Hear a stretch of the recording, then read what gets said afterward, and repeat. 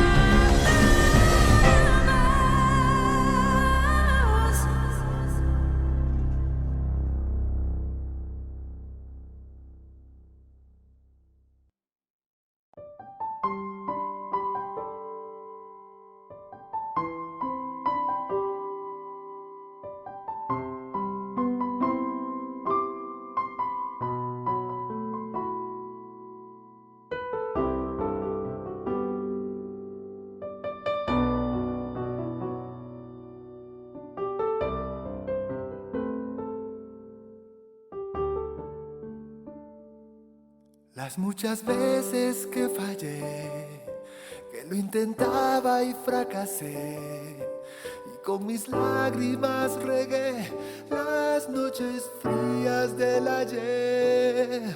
Me llevaron a tomar las decisiones que tomé, y como un viento fuerte y recio me levanté.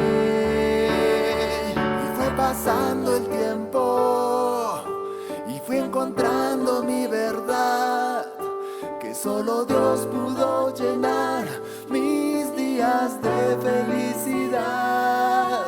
La primavera apareció y en vida nueva me encontré, y como un viento fuerte y recio me levanté, me levanté,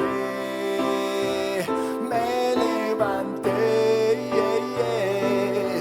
y como un viento fuerte y recio me levanté.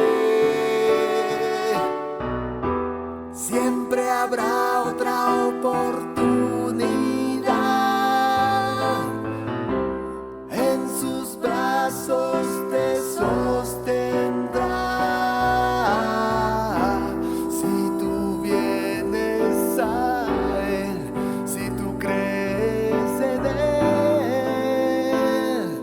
te responderá.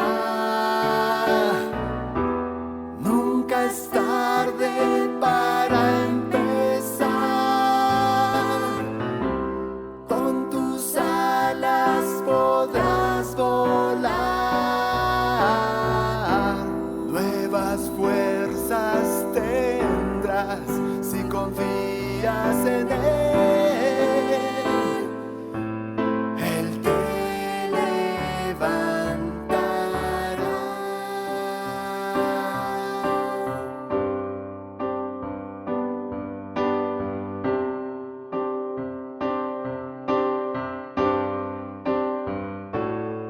Las muchas veces que fallé, que lo intentaba y fracasé, y con mis lágrimas regué las noches frías del ayer.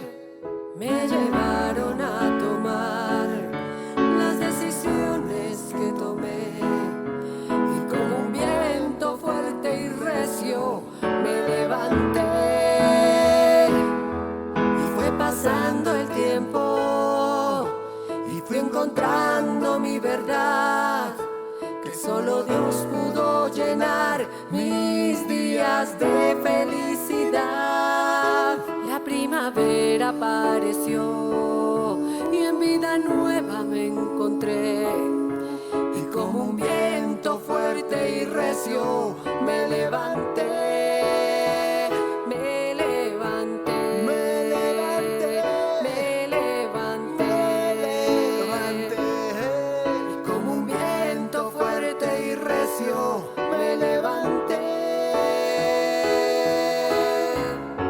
Siempre habrá otra oportunidad, en sus brazos te sostendrá. Si tú vienes a Él, si confías en Él, te responderá.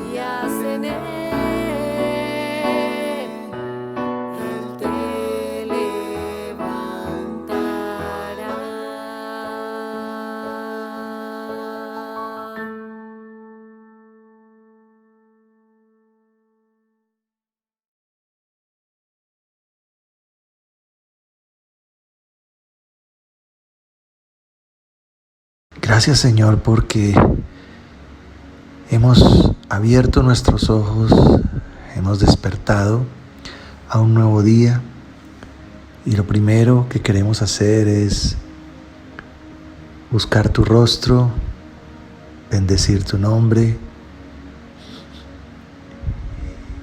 y agradecerte, Señor, por la oportunidad de esta nueva jornada que tenemos por delante, cerrando una nueva semana.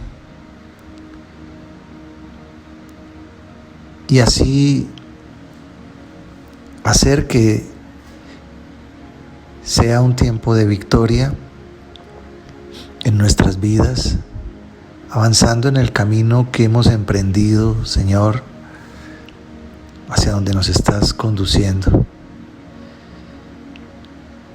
Gracias porque la motivación que tenemos para avanzar eres tú, es tu amor, es tu vida, que es nuestra vida y el motivo de nuestra existencia. Muchas gracias, Señor.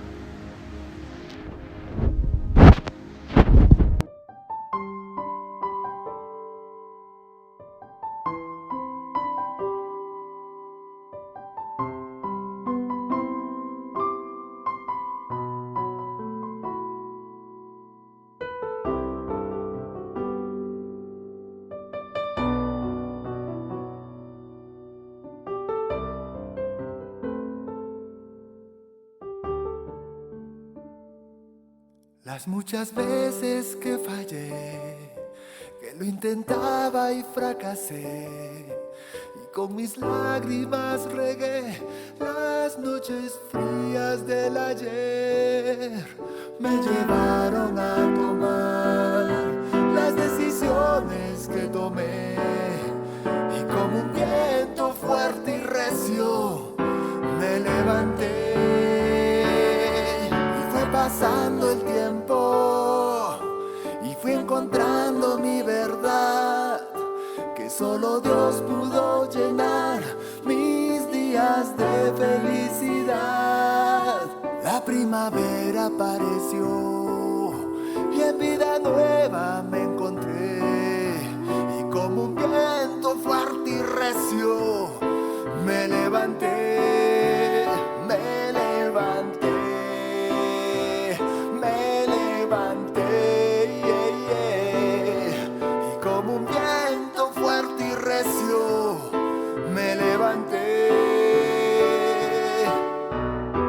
Siempre habrá otra oportunidad, en sus brazos te sostendrá. Si tú vienes a Él, si tú crees en Él, te responderá. Nunca es tarde para empezar, con tus alas podrás volar. Nuevas fuerzas tendrás si confías en Él. Él te levantará.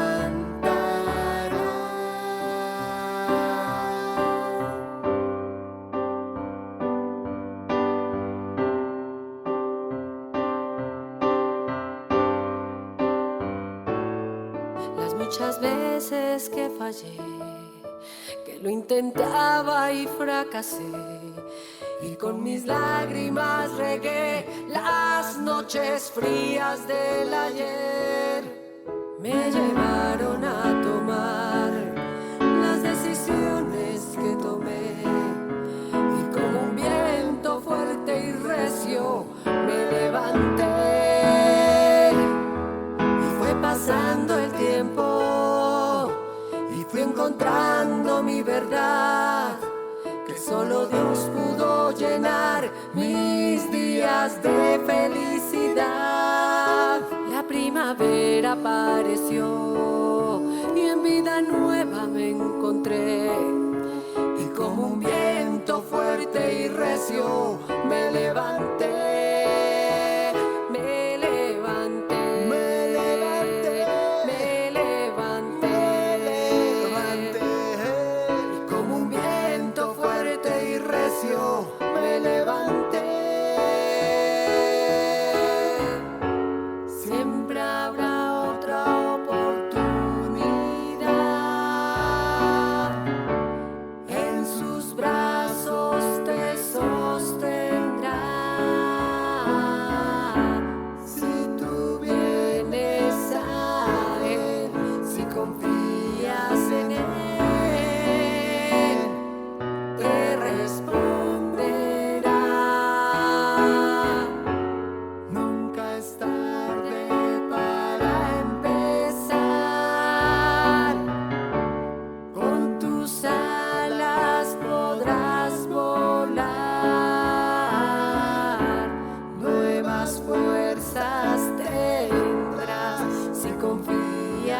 en él,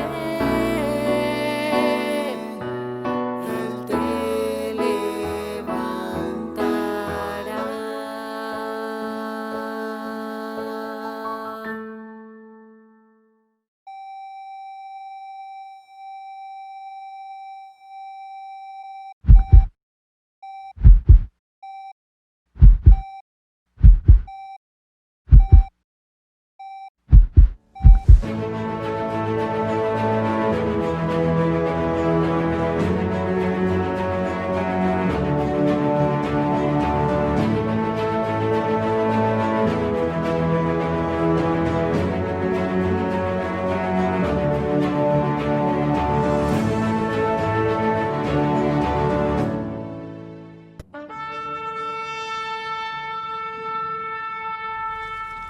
Muy buenos días para todos los llamados al sacerdocio real y participantes de nuestro pan semanal. Y tomarás flor de harina y cocerás de ella 12 tortas. Cada torta será de 2 décimas de efa, y las pondrás en 2 hileras, 6 en cada hilera, sobre la mesa limpia delante de Jehová. Pondrás también sobre cada hilera incienso puro, y será para el pan como perfume, ofrenda encendida a Jehová. Cada día de reposo lo pondrá continuamente en orden delante de Jehová, en nombre de los hijos de Israel, como pacto perpetuo. Libro de Levítico, capítulo 24, versículos 5 al 8.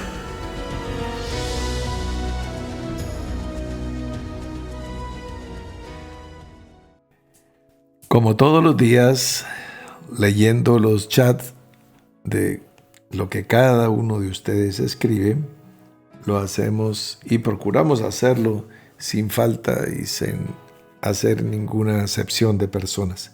Adicionalmente, cada programa tiene un grupo de personas que hacen comentarios aparte. Entonces, esos también tengo la oportunidad de leerlos diariamente.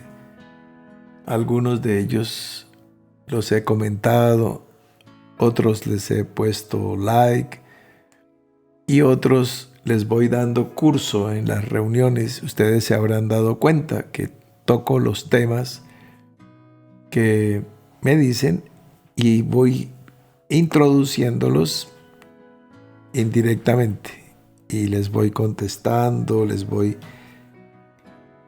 satisfaciendo las dudas, las inquietudes que hay. Vamos a estar mezclando ese método con el de también compartir con todos las preguntas que consideremos interesantes, que abiertamente se están formulando periódicamente. En el día de hoy, para esta mañana de sábado, tengo una pregunta de Olga Lucía Yepes, que nos escribe desde New Jersey, en los Estados Unidos de Norteamérica. Este comentario que ella escribe es basado en el programa emitido el 20 de octubre del 2020. El 2020. Muy bien. Y se titula ese programa, o se tituló Otro Círculo. Muy bien. Entonces, para esa ocasión, nos dice Olga Lucía, ¿cómo podremos saber cuando la palabra exhorta y no es palabra que ofende a quien le hablamos, sea niño, esclavo o un religioso? Gracias, hermano Alfredo. Con mucho gusto, mi querida Olga Lucía, le damos trámite a tu inquietud porque también nos va a servir para todos para todos los que estamos en esta mañana conectados y para aún más y más personas.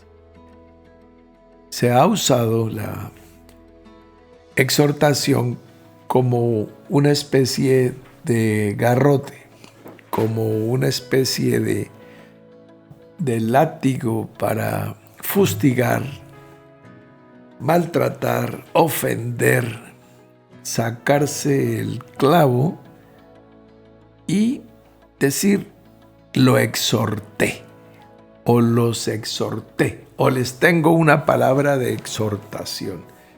Pues bien, vamos a mirar detenidamente qué es exactamente la exhortación.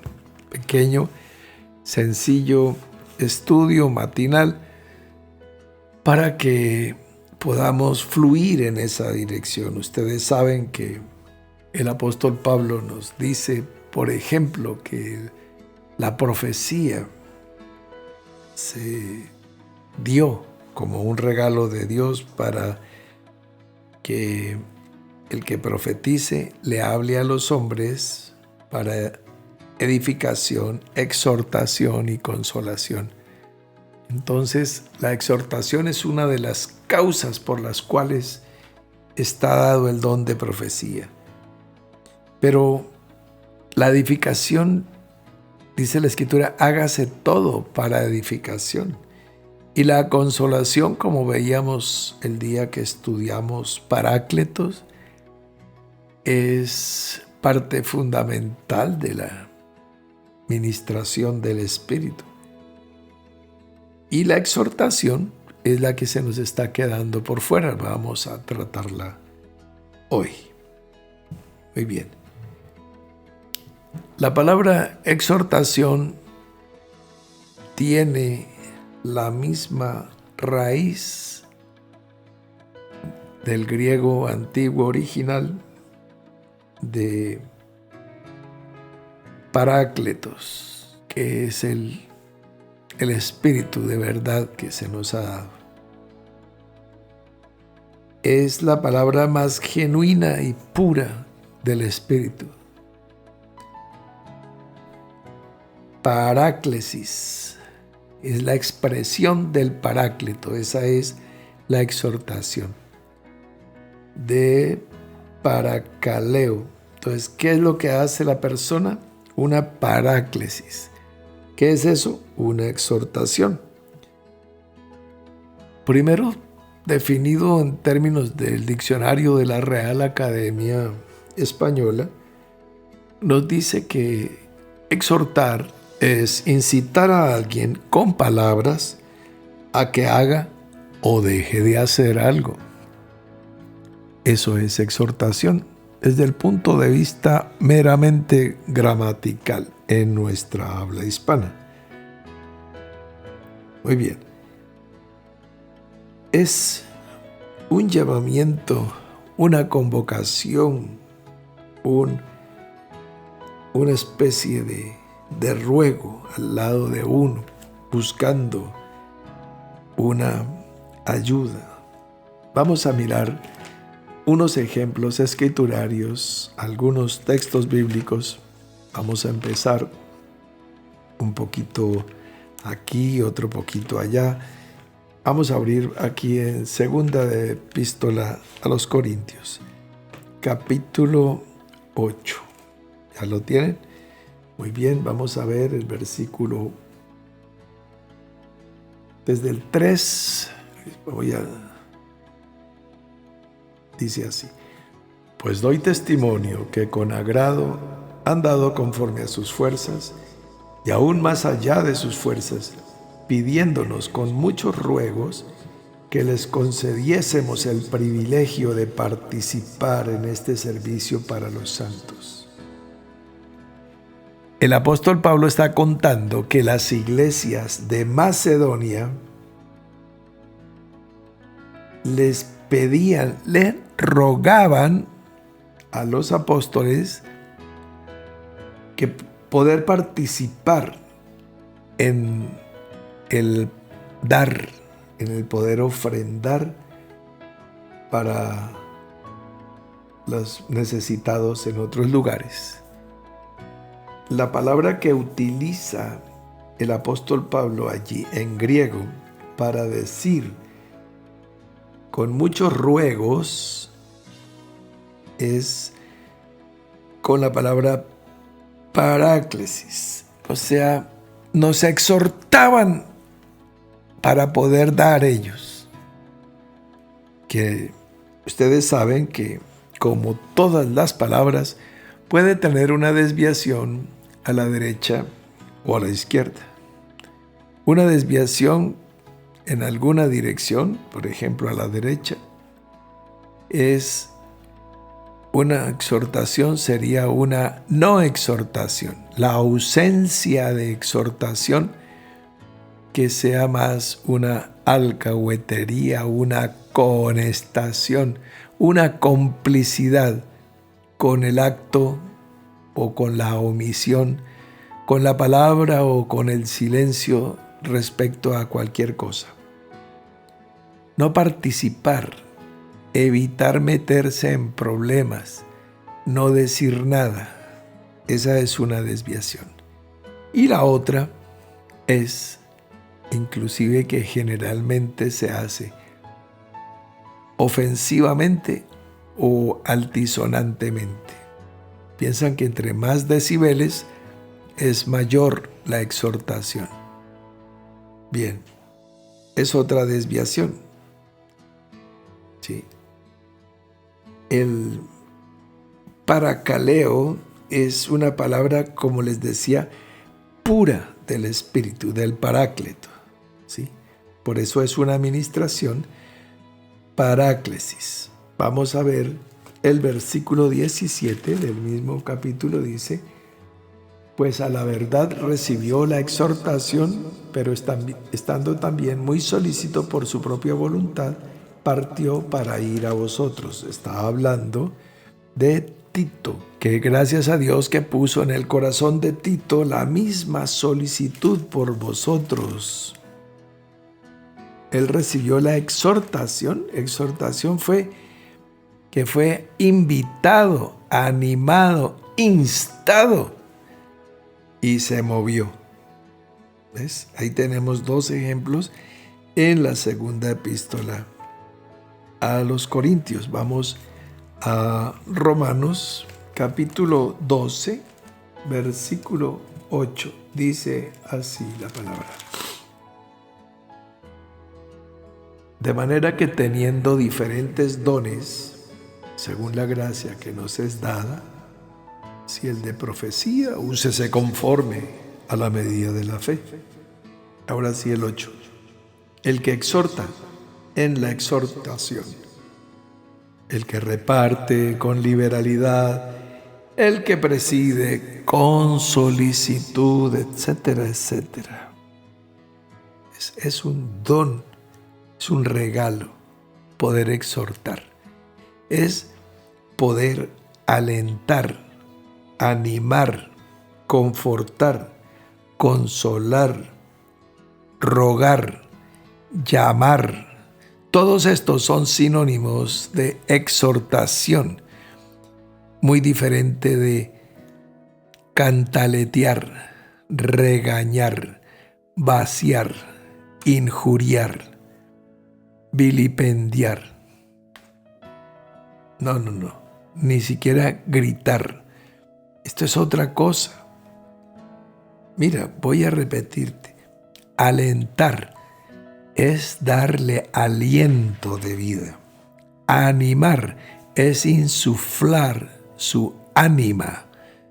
Es para la salvación de su alma. Confortar, ¿sí? Del latín confortare, darle fuerza, fortaleza, fortar, confortar, con que juntamente le dé mi fuerza, te doy para lo que tú necesites.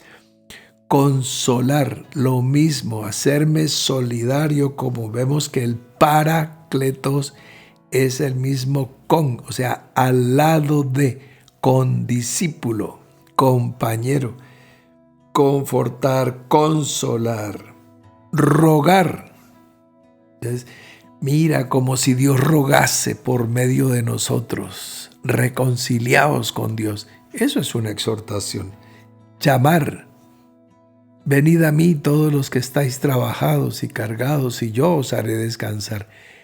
Eso es una exhortación. ¿Ves? ¿Ves la diferencia? Si estamos teniendo claridad. Vamos a ver Primera de Tesalonicenses, capítulo 2, versículo 3.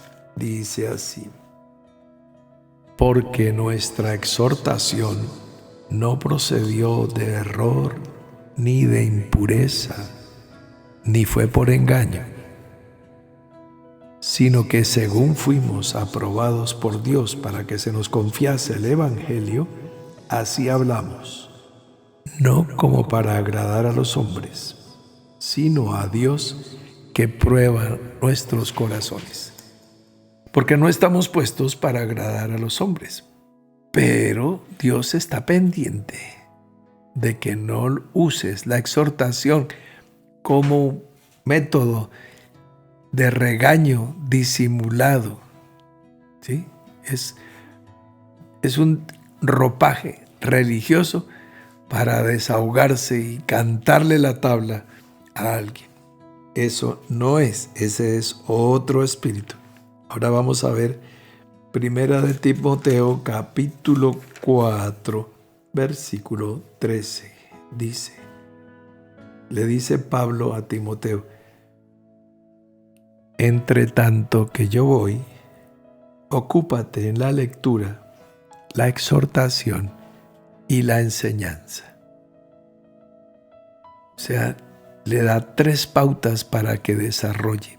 Timoteo es el hijo amado de Pablo. Y le dice: ninguno tenga en poco tu juventud, sino sé ejemplo de los creyentes en palabra, conducta, amor, espíritu, fe y pureza. Y mientras voy, ocúpate de la lectura, de las Escrituras, obviamente, de la exhortación a los amados hermanos para alentarlos, animarlos, confortarlos, consolarlos, llamarlos, y la enseñanza para que imparta doctrina. Eso está diciéndole Pablo a Timoteo. Finalmente vamos a mirar en la epístola a los Hebreos, capítulo 12. Dice así, el versículo 5, dice el autor a la epístola a los Hebreos: habéis ya olvidado la exhortación que como a hijos se os dirige, diciendo: hijo mío, no menosprecies la disciplina del Señor, ni desmayes cuando eres reprendido por Él. Mira cuánto amor hay en esas palabras. Y el autor de la epístola a los Hebreos nos está diciendo: ustedes ya se les olvidó, señores, la exhortación que como a hijos les llegó. ¿Cuál? Esa que dice: hijo mío, no menosprecies la disciplina del Señor, ni desmayes cuando eres reprendido por Él.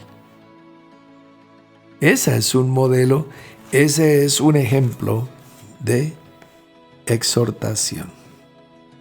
Ahora, por último, vamos al siguiente capítulo, que es el capítulo 13, el último de la epístola a los Hebreos, y vamos a leer el versículo 22. Es para terminar la epístola y también para ir cerrando el círculo de nuestra enseñanza en esta mañana. Dice: os ruego, hermanos, que soportéis la palabra de exhortación, pues os he escrito brevemente. ¿Sí ven? Os ruego, hermanos, que soportéis la palabra de exhortación. Esta epístola está dirigida, como su nombre lo indica, a hebreos. Esto es, pues, la iglesia nace en Jerusalén y sus componentes son fundamentalmente judíos, todos. Los gentiles apenas van a empezar a aparecer. La fecha en que fue escrita esta epístola, pues, es imprecisa, pero pues es posterior al regreso de Jesús a los lugares celestiales. O sea, es entre el año 35 y el 65 más o menos. ¿Por qué? Porque el templo en Jerusalén todavía existe. ¿Cómo sabemos esto? Pues porque está haciendo referencias a cosas. Por ejemplo, capítulo 10, versículo 11 nos dice: ciertamente todo sacerdote está día tras día ministrando y ofreciendo muchas veces los mismos sacrificios que nunca pueden quitar los pecados. Él está diciendo que eso está sucediendo. Y eso sucedió hasta el año 70 y se acabó. O sea que es de ahí hacia atrás. Entre el 69, 68, 67, 6, 5. Dice, por ejemplo, en el capítulo 13, versículo 10 y 11, tenemos un altar del cual no tienen derecho de comer los que sirven al tabernáculo, porque los cuerpos de aquellos animales cuya sangre a causa del pecado es introducida en el santuario por el sumo sacerdote son quemados fuera del campamento. Está haciendo referencia en tiempo presente a una actividad de los Cohen, de los sacerdotes, y el Cohen Gadol, que es el sumo sacerdote.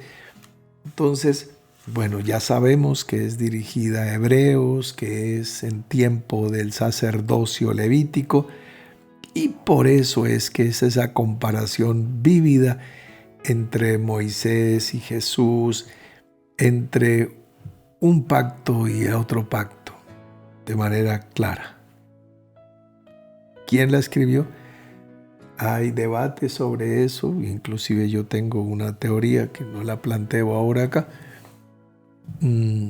porque pues no quiero generar polémica.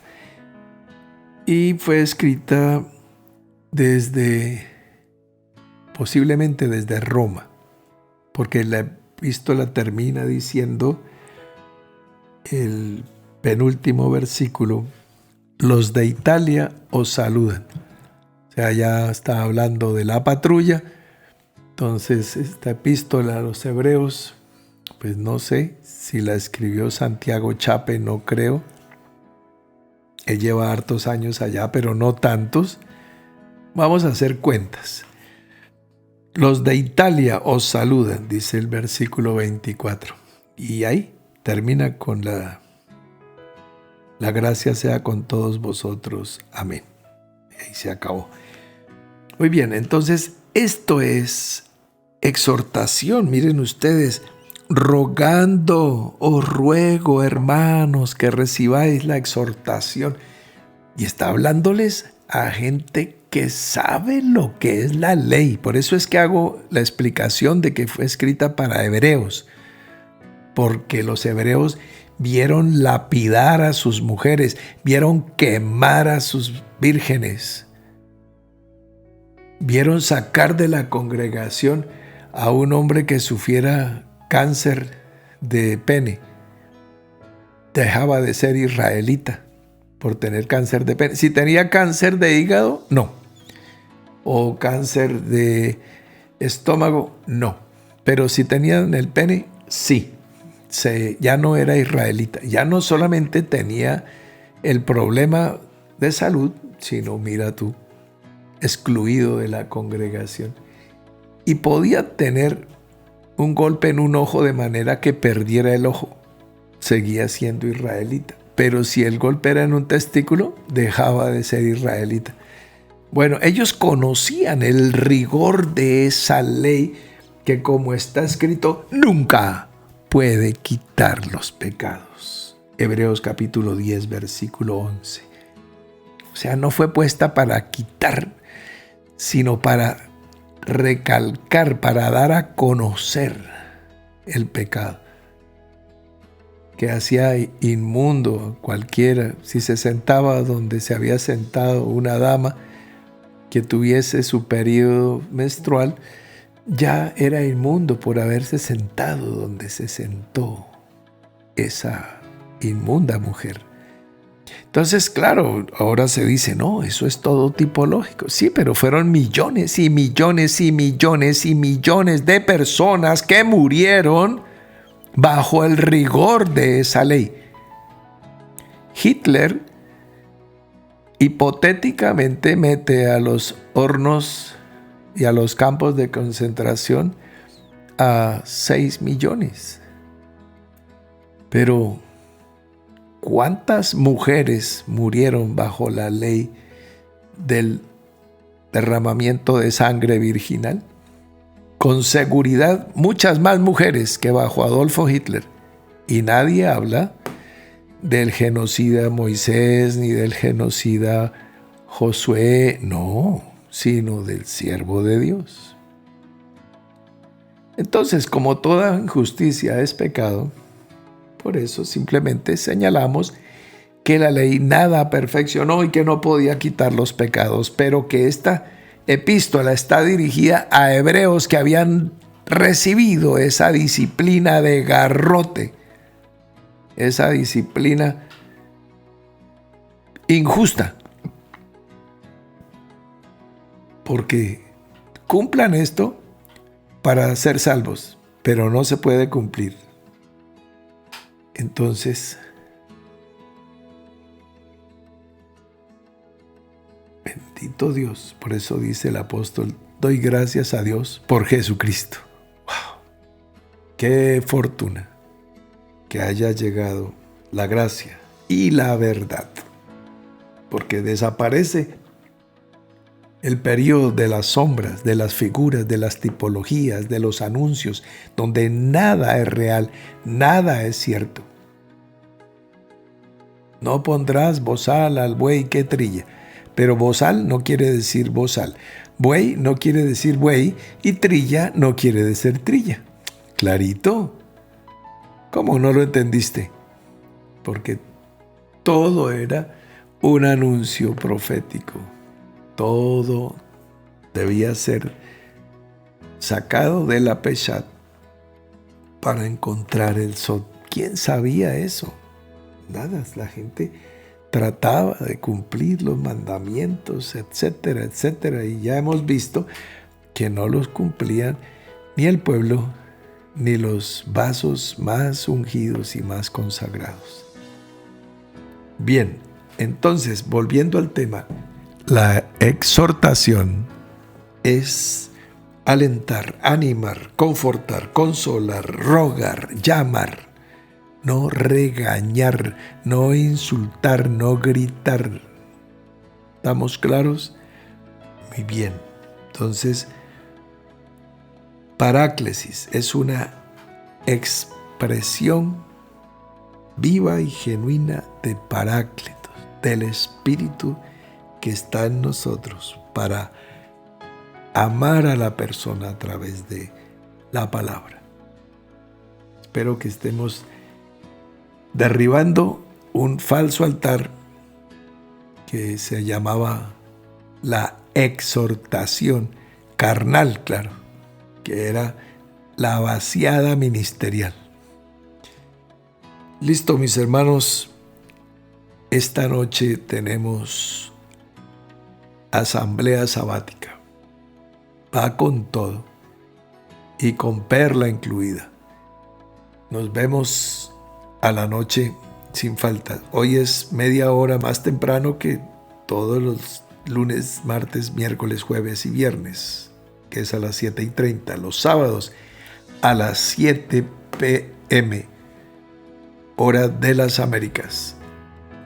Entonces, ahí los espero a todos. Hasta la noche.